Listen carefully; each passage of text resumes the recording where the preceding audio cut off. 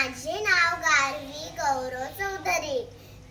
आदरणीय व्यासपीठ महोदय, गुरुजन वर्ग आणि इथे जमलेले माझे मित्र आणि मैत्रिणींनो, आपण इथे लोकमान्य टिळक यांच्या जयंतीनिमित्त आपण इथे जमलो आहोत.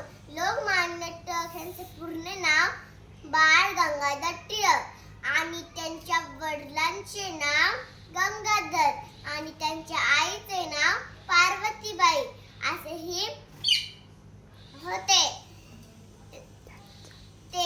त्यांचा जन्म 23 जुलै 1856 रोजी रत्नागिरी इथे चिखली ह्या गावी झाला. ते एक समाज सुधारक आणि पत्रकार होते. त्यांनी केसरी आणि मराठा ही वृत्तपत्रे चालू केली. त्यांना लोकमान्य ही उपाधी मिळाली म्हणजे जनतेने त्यांना मान्यता दिली. टिळकांनी लोकांमध्ये जागृती निर्माण केली.